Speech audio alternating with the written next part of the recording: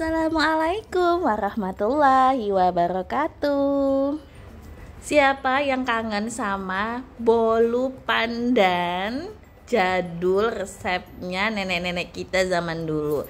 Jadi kali ini aku bakalan sharing resep bolu pandan jadul, resepnya nenek keluarga besarku. Dan ini biasanya disajiin kalau ada acara-acara keluarga besar seperti itu, kayak arisan, kumpul keluarga, atau bahkan lebaran tuh mesti ada bolu ini, khususnya di Palembang. Yang mau ikut nyobain, bahannya simple banget, bisa cek video ini dan jangan di skip. Pertama, teman-teman siapkan bahan-bahan ini untuk nanti kita mixer, bisa juga di whisk. Pertama, telur. Ini saya menggunakan baking pan ukuran 6 telur, tapi saya hanya pakai 5 butir telur ayam biasa. Pecahkan dulu telur ayamnya ke dalam mangkok. Usahakan gunakan ukuran telur yang sedang. Kalau dia kecil-kecil banget, ada kan ya telur yang ukuran 1 kilonya itu sampai 18 butir, itu bisa gunakan 6 telur. Tapi karena ini saya gunakan telur yang ukuran sedang, saya cukup gunakan 5 telur saja. Putih dan kuningnya semua masuk. Lalu tambahkan juga 200 gram gula pasir, bebas merek apa saja. Atau kalau pakai takaran gelas, bisa pakai ukuran 1 gelas belimbing gula pasir. Kalau kayak di gambar-gambar ini nih, contoh gelasnya nih. Next, tambahkan SP atau bisa juga Ovalet, mereknya apa saja.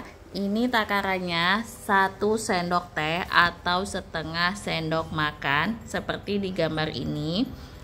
Selanjutnya, tambahkan juga vanili, bisa yang bubuk, bisa yang cair. Untuk yang bubuk, takarannya 1 sendok teh atau yang cair juga takarannya 1 sendok teh.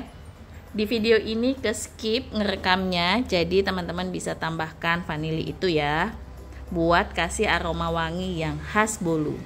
Lanjut, kita mixer semua bahan yang sudah kita masukkan ke dalam baskom tadi.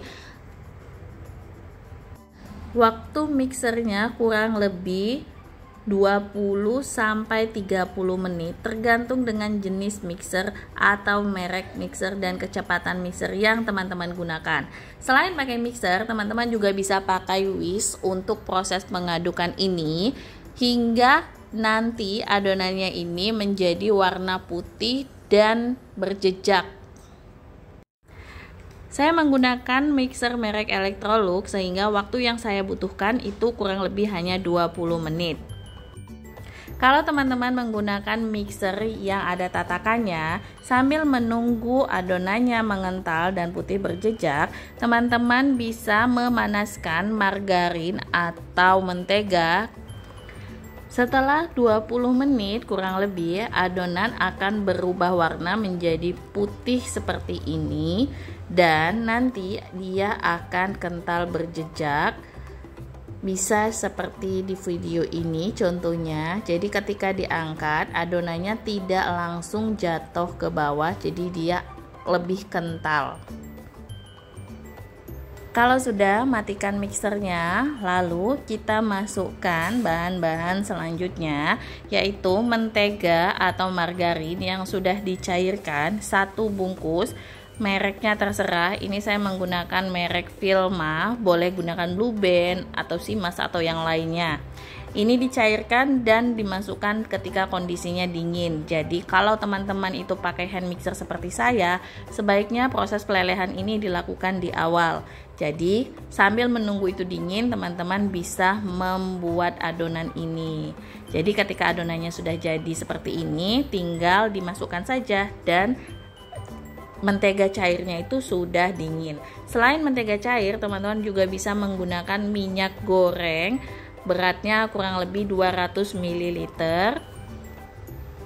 Memasukkan mentega cairnya itu sambil diaduk-aduk begini ya, biar semua menteganya tercampur dengan rata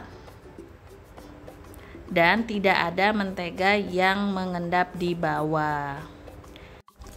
Kalau sudah tercampur rata semuanya, teman-teman bisa tambahkan susu kental manis kurang lebih setengah saset kemasan gold, bisa juga yang kemasan biasa.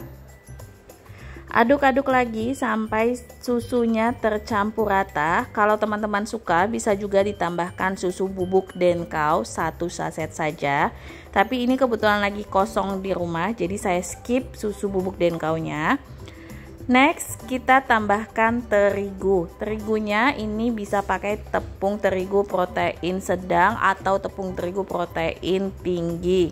Ini saya gunakan cakar kembar karena kebetulan di rumah lagi adanya ini. Tapi kalau misalnya pakai tepung terigu segitiga biru itu juga aman dan hasilnya tetap mantul. Tepung terigunya 200 gram. Jadi ini ditimbang ya. Kalau dikira-kira mungkin kurang lebih 2 cangkir gelas belimbing yang seperti takarannya si gula tadi ya. Aduk-aduk lagi sampai rata. Ini saya tidak disaring terigunya. Harusnya kalau teman-teman ingin lebih gampang dan lebih nyatu sama adonannya, itu terigunya disaring lebih dahulu. Jadi terigunya halus dan masuk ke adonannya itu lebih smooth. Jadi dia lebih gampang ngaduk-ngaduknya. Semua proses pengadukan ini tidak boleh menggunakan mixer, jadi cukup dengan spatula saja, dengan dibolak-balik begini saja itu sudah cukup. Karena kalau menggunakan mixer takutnya nanti malah jadi bantat bolunya. Kalau semua terigunya itu sudah tercampur rata dan tidak ada lagi terigu yang mengendap di bawah adonan, maka sekarang adonannya siap dimasukkan ke dalam baking pan atau loyang. Jangan lupa sebelum baking pan atau loyangnya digunakan, itu pastikan sudah diolesi dengan mentega, margarin atau minyak goreng. Selain itu tambahkan juga terigu. Fungsinya biar nanti setelah matang untuk dilepasnya itu lebih gampang dan gak lengket di baking pan atau di loyangnya itu. Kalau teman-teman gunakan loyang bisa juga dilapisi dengan kertas roti.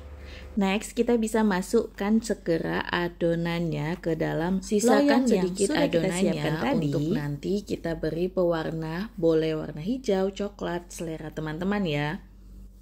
Saya sendiri memilih warna hijau, jadi ini bukan pewarna tapi pasta pandan yang warnanya hijau, jadi nanti ada aroma pandannya begitu. Kalau teman-teman kurang suka dengan aroma pandan, bisa cukup gunakan pewarna makanan warna hijau aja, jangan yang pasta pandannya. Adonan hijau tadi kita tuang di atas adonan yang pertama tadi. Setelah itu, adonan hijaunya kita bentuk menggunakan tusuk sate seperti ini. Ini nanti ada bentuk-bentuknya begitu ya. Selesai, lanjut kita tutup baking pan-nya dan kita letakkan di atas panggangan pasir yang sudah siap di atas kompor.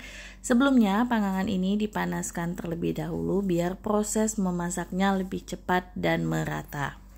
Gunakan api sedang cenderung kecil selama proses memasak. Setelah 20 menit kita bisa cek kematangannya. Caranya, tusukkan sate pada bolu, lalu dilihat masih ada cairan atau tidak. Kalau dianya kering seperti ini tusuk satenya, artinya bolunya itu sudah matang, bagian dalamnya tidak lembek lagi. Kalau sudah matang, biarkan dulu bolu sampai dia dingin. Setelah itu baru bolunya dikeluarkan dari baking pan-nya. Ini salah satu cara mengeluarkan bolunya dari baking pan-nya.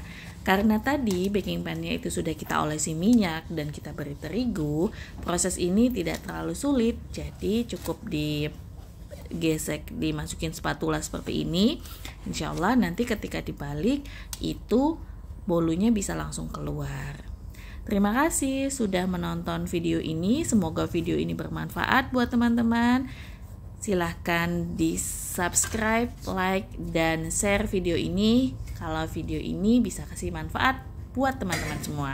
Terima kasih. Happy watching. Wassalamualaikum warahmatullahi wabarakatuh.